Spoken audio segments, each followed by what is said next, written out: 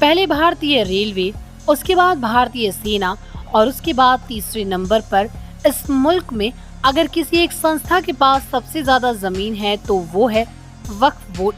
पूरे देश में इतनी जमीन की अगर उसे एक साथ कर दिया जाए तो देश की राजधानी दिल्ली जैसे कम से कम 3 शहर बसाए जा सकते हैं। कुल करीब 9,40,000 एकड़ जमीन। लेकिन अब इसी वक्फ बोर्ड को लेकर संसद में जो बिल आया है उसने सत्ता पक्ष और विपक्ष को एक दूसरे के खिलाफ खड़ा कर दिया। तो आखिर ये वक्फ बोर्ड है क्या? इसके पास इतनी जमीन आई कहां से? आजादी के बाद से अब तक इन जमीनों की देखभाल कौन करता है? इन जमीनों से होने वाली आमदनी कहां खर्च होती है? और अब मोदी सरकार ऐसा क्या बदलाव कर रही है कि पूरे देश में हंगामा मच गया? एक एक करके सभी सवालों का जवाब तलाशने की कोशिश करेंगे विस्तार से। भारत सरकार के वक्फ बोर्ड की वेबसाइट के मुताबिक वक्फ शब्द की उत्पत्ति अरब जगत के वकूफा शब्द से हुई, जिसका मतलब है पकड़ना, बांधना या हिरासत में लेना। इस्लामिक मान्यता के मुताबिक अगर कोई भी शख्स अपने धर्म की वजह से या फिर अल्लाह की खिदमत करने की नियत से अपनी जमीन या अपनी संपत्ति का दान करता है तो उसे ही वक्फ कहते हैं।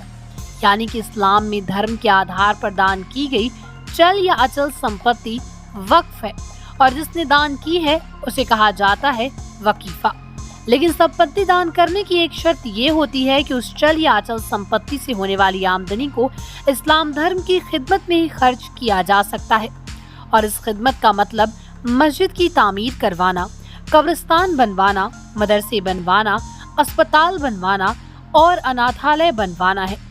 अगर कोई गैर इस्लामिक शख्स भी अपनी संपत्ति को वक्फ करना चाहे तो वो कर सकता है, बशर्ते वो इस्लाम को मान्यता देता हो और इसकी वक्फ की गई संपत्ति का मकसद भी इस्लाम की खिदमत हो।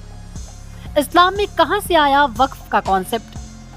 इस्लाम में वक्फ का कॉन्सेप्ट पैगंबर मोहम्मद साहब के ही वक्त से आया।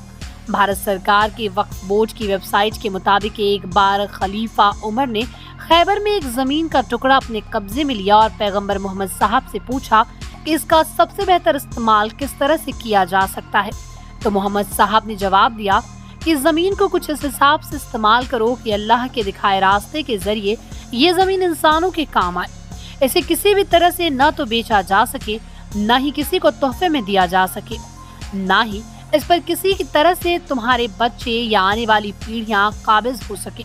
इसके अलावा एक और मान्यता है कि 570 ईसा पूर्व मदीना में खजूरों का एक बड़ा बाग था जिसमें करीब 600 पेड़ थे।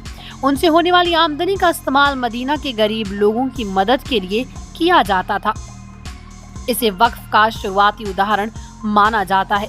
मिस्र की अल अजहर यूनिवर्सिटी और मोरक्को की अल कुराइनीन यूनिवर्सिटी वक्फ संपत्ति पर बने सबसे पुराने संस्थान माने जाते हैं। भारत में वक्फ की शुरुआत दिल्ली सल्तनत से मानी जाती है। ऐसा माना जाता है कि दिल्ली सल्तनत में सन 1173 के आसपास सुल्तान मुइजुद्दीन सैम गौर ने मुल्तान की जामा मस्जिद के लिए 2 गांव दिए और यहीं से भारत में वक्फ परंपरा की शुरुआत हुई। अंग्रेजी हुकूमत के दौरान वक्फ को खारिज कर दिया गया, लेकिन आजादी के बाद भारत में बाकायदा कानून बनाकर वक्फ परंपरा को बरकरार रखा गया। सबसे पहले संसद ने 1954 में कानून बनाया, फिर उसमें संशोधन हुआ और 1995 में नरसिम्हा राव सरकार ने कानून में तब्दीली की और आखिरी बार साल 2013 में मनमोहन सिंह की सरकार में इतने बड़े बदलाव हुए कि वक्फ बोर्ड के पास अथाह ताकत हो गई और वहीं से परेशानी की शुरुआत हो गई। पूरे देश में फैली वक्फ संपत्ति की देखरेख की जिम्मेदारी होती है वक्फ बोर्ड पर और ये वक्फ बोर्ड भारत की संसद के कानून के तहत बनाया गया है। 1954 में भारतीय संसद ने वक्फ एक्ट 1954 पास किया।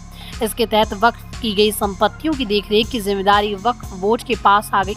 बाकी वक्फ बोर्ड के पास अभी जो इतनी बड़ी संपत्ति है कि वो 3-3 दिल्ली बना ले, वो संपत्ति भारत पाकिस्तान बंटवारे की वजह से है।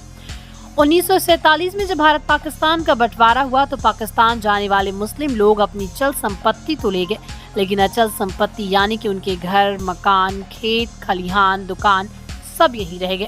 और तब 1954 में कानून बनाकर इस तरह की सभी संपत्तियों को वक्फ बोर्ड के हवाले कर दिया गया।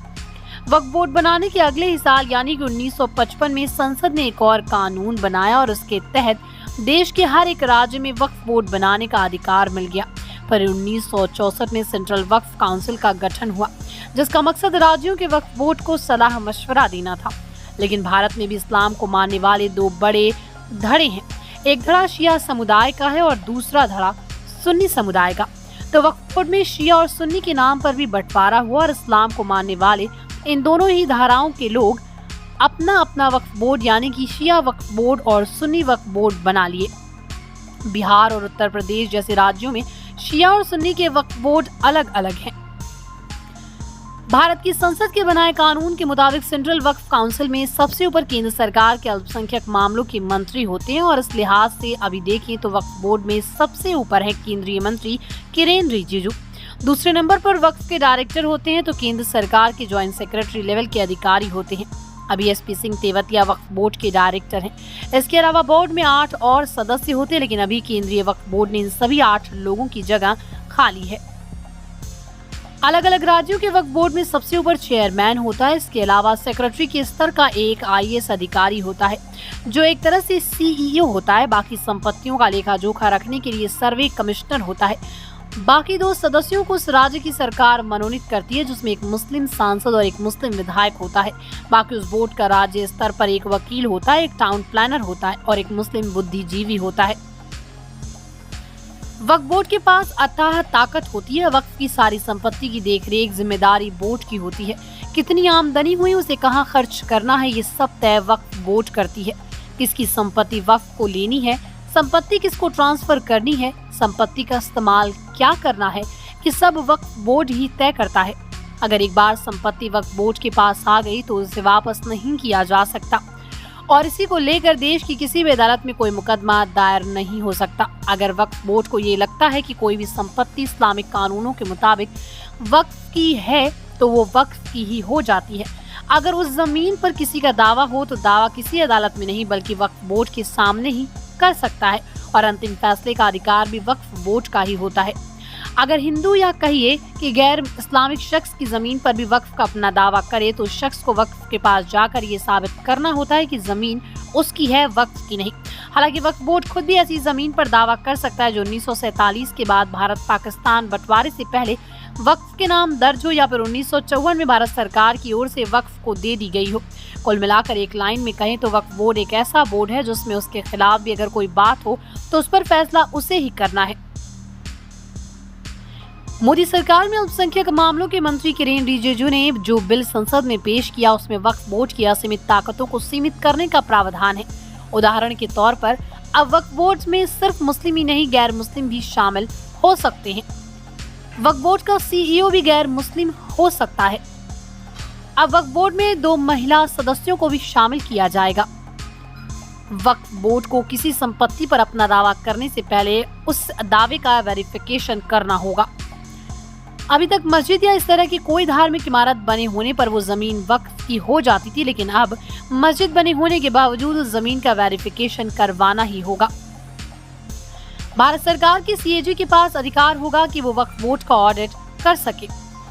वक्फ बोर्ड को अपनी संपत्ति को इस जिले के जिला मजिस्ट्रेट के पास दर्ज करवाना होगा ताकि संपत्ति के मालिकाना हक की जांच की जा सके। वक्फ की संपत्तियों पर दावेदारी के मसले को भारत की अदालत में चुनौती दी जा सकेगी और अंतिम फैसला वक्फ बोर्ड का नहीं बल्कि अदालत का मान्य होगा। इस बिल के विरोध में लगभग पूरा विपक्ष एक साथ है, चाहे वो कांग्रेस हो, सपा हो, शरद पवार की एनसीपी हो, ममता बनर्जी की टीएमसी हो या फिर असदुद्दीन ओवैसी की ऑल इंडिया मजलिसे इत्तेहादुल मुस्लिमीन।